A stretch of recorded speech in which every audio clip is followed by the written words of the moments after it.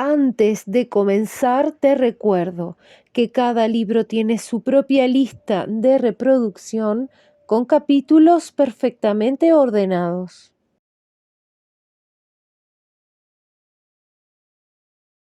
Todos los perros de mi vida.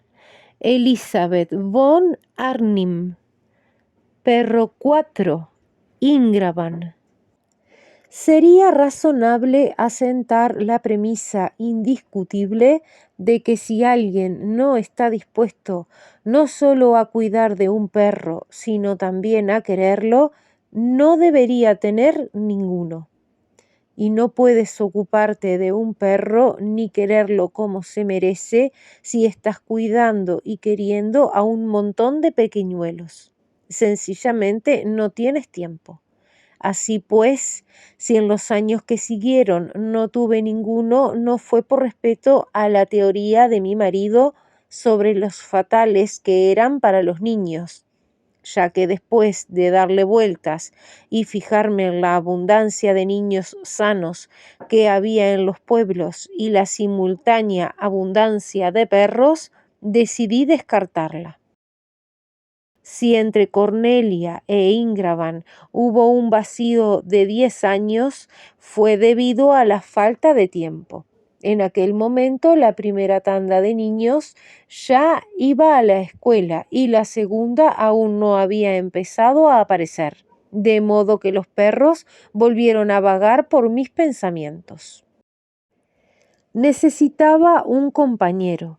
Mi marido continuaba partiendo a sus remotas granjas justo después de desayunar, y una vez terminado el pesaje de salchichas y el recuento de sábanas, en aquel momento ya había asumido y aceptado mis responsabilidades, las mañanas se hacían muy largas. Necesitaba algo que requiriera ejercicio y me proporcionara una excusa para ir al bosque. Como todavía era joven, me costó un esfuerzo tremendo dejar atrás la juventud. Mi compañero no podía ser un hombre agradable en la flor de la vida como tal vez me hubiera gustado, ya que eso habría desatado las habladurías de Frau Director, Frau Inspector y Frau Biechsart, sino algo que pudiera mantenerse fuera del alcance de la calumnia. Y nada más alejado de la calumnia que un perro. En realidad, los perros parecen gozar de todos los privilegios y exenciones que merecen la pena. Ingraban y yo podíamos pasar juntos días enteros, y de noche podía dormir sobre una estera junto a mi cama sin que nadie dijera una palabra. Era un gran danés, una bestia enorme y encantadora de color Isabel. Se lo compré a un criador del pueblo más cercano y formaba parte de una camada en la que todos tenían nombres que empezaban por I. Pagué por él 200 marcos y me lo llevé a casa en el carruaje, agarrándolo del collar entre triunfal y aterrada. Con la espléndida presencia de Ingraban a mi lado podía ir a cualquier lugar, por lejano y solitario que fuera. Además de mi amigo, era mi protector. En cuanto entró en mi vida, las caminatas dejaron de entrañar peligros. Aquellos temores que, supongo, la mayoría de las mujeres sienten al adentrarse en territorios solitarios, me abandonaron de repente. Dejé de dar un respingo cada vez que oía el ruido de lo que me parecían pasos. Dejé de detenerme y prestar atención con el corazón desbocado si algo se movía entre los arbustos. Ingraban se haría cargo de todo. Ingraban estaba preparado para hacerse cargo de lo que fuera. Quedaba claro con solo mirarlo. Y aún así, qué cariñoso era conmigo y con los niños, qué considerado y qué amable. Con el tiempo descubrí que, además, era bastante más inteligente de lo que suelen serlo los grandes daneses, de modo que tuve mucha suerte. El perro perfecto, pensé, y una tarde, estando él sentado a mi lado en el carruaje durante una de aquellas salidas para que los caballos hicieran ejercicio, con su pose orgullosa y espléndida, atento pero inmóvil, bastante más alto que yo y casi tanto como Johann, reflexioné sobre su infinita superioridad con respecto a las otras tres criaturas de mi pasado, Bijou, Bildad y Cornelia. A partir de ahora solo quiero perros grandes, me dije, desagradecida como solemos ser con el pasado cuando el presente resulta gratificante y sin saber aún lo muy estúpidos que algunos perros grandes pueden llegar a ser. Las virtudes de Ingraban se veían empañadas por un único defecto. Ante la visión de un ciervo no lograba controlarse.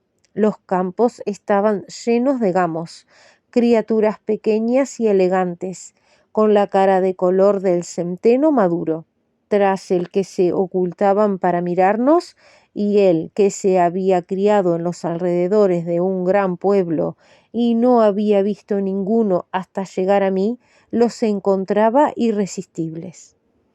Aquello habría de ser su perdición. Tal vez si no se hubieran movido de su sitio se habría salvado, pero cuando veían aparecer el carruaje se alejaban al galope y de inmediato. Ingraban, ajeno a las órdenes perentorias que yo le daba, se lanzaba en su persecución. De lo más obediente en cualquier otra situación, en este punto era incorregible. Hice cuanto pude por remediarlo, no porque sospechara que eso iba a ser su perdición, sino porque, como buena esposa de agricultor, me parecía espantoso que pisoteara el centeno.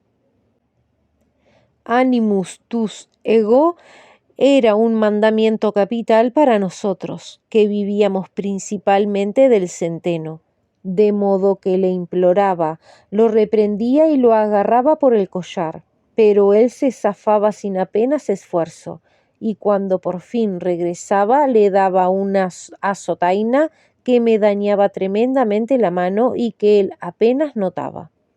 Y un día, tras salir corriendo a tanta velocidad que lo perdí de vista en un abrir y cerrar de ojos, oí un disparo lejano que no mató a ningún ciervo, pero sí a Ingraban.